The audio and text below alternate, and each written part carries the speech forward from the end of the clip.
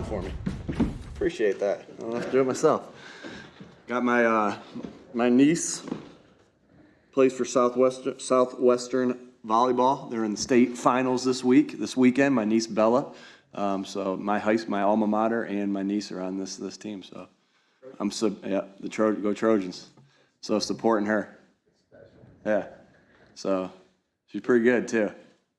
Huh? Who are they playing? I don't know. I should know more. I got my own scouting reports to be worried about. I'll just follow the game on Saturday.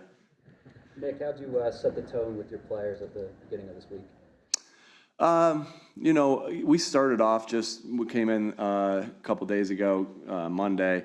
We were able to get with them on Tuesday, had their day off yesterday, and then they're back in today. But we just talked about how important our fundamentals and our detail is, continuing on that. And then just how important it is that we continue to gel and become more and more of a team. That you're not only trying to grow on the field, you're trying to grow off the field as well. And so just reminding them of, how do you do that? You do that by spending time with each other, by competing against each other. So Jack, right where you're about standing, Jack Driscoll and Jalen Carter had a little shoot off right there, and Jalen won that one. It wasn't pretty though. With personnel changes and staff changes, how much of a resource is the Super Bowl in this week's practice? Yeah, no matter what game you're playing, you always are going to go back and look at the film of the last time you played that coach. And in many cases, you're going to go back and look at maybe the last couple times that you've played them. And so that was obviously the last game of last year, and there's a lot of things that we study that we're not just studying the first 8 games, we're studying multiple years worth of things. So obviously that tape has been helpful, to be able to look at it, and we understand that it's probably helpful for them to look at that as well. And then also it's just part of our preparation. So we've used that, we've used the tape, we've used the preparation going into it, so there's things that I've been watching this week, and I'm like, man, it feels like I just watched this stuff not too long ago. It's because I did. So there was some deja vu there, but obviously we use everything to our that can help us prepare for a game, and obviously that the preparation that we did going into it, and then also that game can help us a lot. When you're watching the tape of that game, is it tough at all to remove the emotion from it?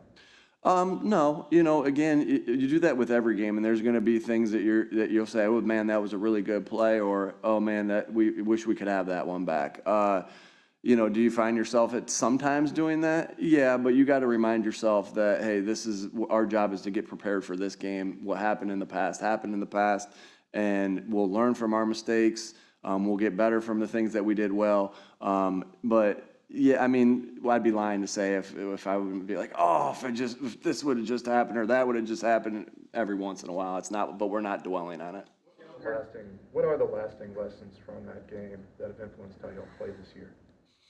I don't think, again, you use every game that you're involved in to get better, and we wouldn't be doing our job as if that game, the mistakes or the things that we did well from that game didn't influence us for our future, or any game for that matter. If that did more for, what I mean is, if we only used that game to develop and to get better, we wouldn't be doing our job if like using last week's Dallas game from the things we made mistakes with or the things we did well. So it's just part of our process, and I know that doesn't make for great news, but it's just part of our process to learn and grow from our past experiences. Attribute Jalen Hurts' improvement against the blitz, and did you add more built-in checkdowns to help with that this offseason? No, we're pretty similar. I would say there's obviously always things that you grow in, as far as the scheme and everything like that. But he's done a good job just in total football this year of just continuing to get better. Last year he had an MVP type season. This year he's having another great season, and he's just growing in all areas. So, we're probably a little similar with wrinkles here and there as far as that goes, but That's also a team stat too, right? That's not just on Jalen.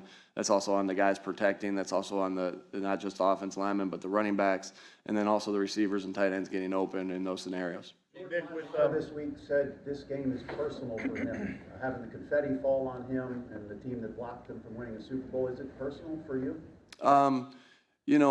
Any week, you can turn any week in the NFL into, I'm going to get up for this one right here. Like, our job is to make sure it's mentally challenging, and you have to be mentally tough to get up for every game the same every single week.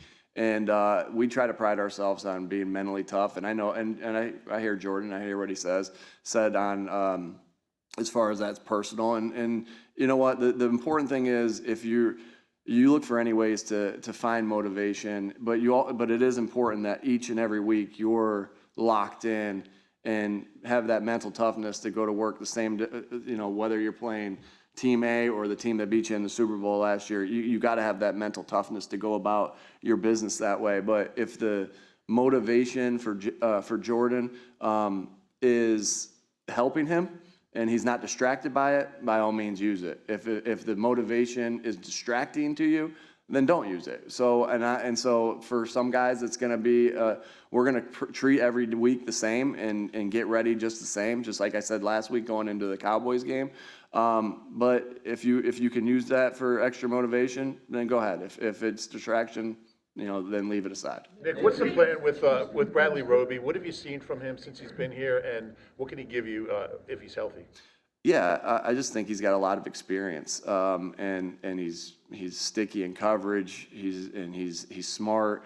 He's tough, and so if he's available, which we'll see, that'll be helpful for our football team. If not, he's just going to continue to work hard to get back on the field to help us going down the stretch. When he's healthy, does he go right into the slot? We'll see.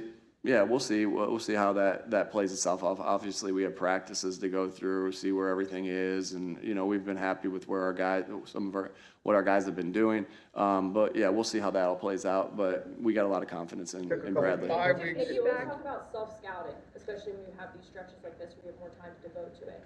How would you evaluate how that went for you and what you've learned about your team so far? Yeah, that's a very important part of the process is your self-scout and spending that time to make sure that you're getting better from that. And so, you every week, depending on the week is going to change your process, right? So your process is going to change on a Monday night game. Your process is going to change going into the first game of the year, coming off of a bye, during a bye. And so, but all those things are very necessary. So, and you always are trying to improve your process. So we did a couple different things this year that we thought after, going through last year, maybe we should add this or maybe we should add that. We ended up having 2 byes last year. So we had a little extra time to practice our bye week process. So, but we worked hard during that time. We also took some time off to make sure that we were rested in that area as well. So, because I think both things are important. You can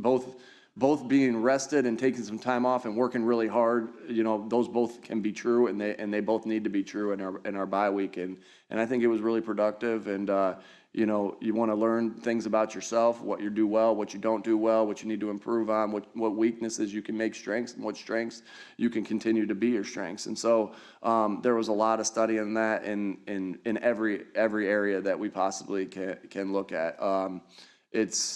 It's a daunting task, but very necessary in the process. A couple more for you guys to figure out how to compensate for the loss of Dallas Godert last year. How do you make sure that doesn't happen again? What remind me of what the games were? Yeah. You minute afterwards, it was an issue. The which one? Colts game. And then. Well, then the second, you did better. The second. Okay. The first game was.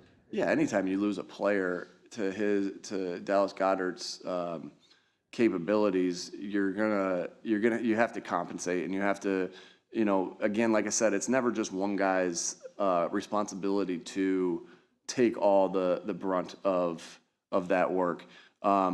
It'll be by committee. We just don't have another guy like Dallas Godert sitting around, right?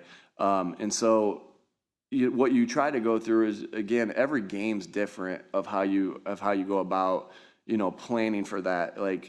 Does a different personnel help you out? Well, some weeks it will and some weeks it won't. Does a certain player help you out? Well, some weeks it will, some weeks it won't. So everything's a little bit different. This week we're treating it as this week, and and how we're gonna plan without Dallas this week. And we'll miss him, no doubt. Have a lot of faith in the guys that have to step up in his absence. And you're right. Last year in the Colts game, we didn't. I wouldn't say. There's different reasons why you're not successful. And one of them is not having Dallas on the field.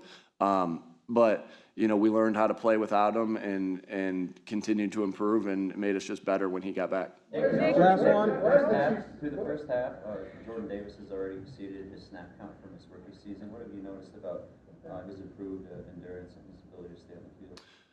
Yeah, I think he's just worked really hard. I mean, to accomplish that, right? And so that how do you do that? You work hard with your diet, you work hard with your conditioning, you work hard with your weight, and being where you're supposed to be. And he's really busted his butt to make sure he's staying healthy and staying on the field, because we need him.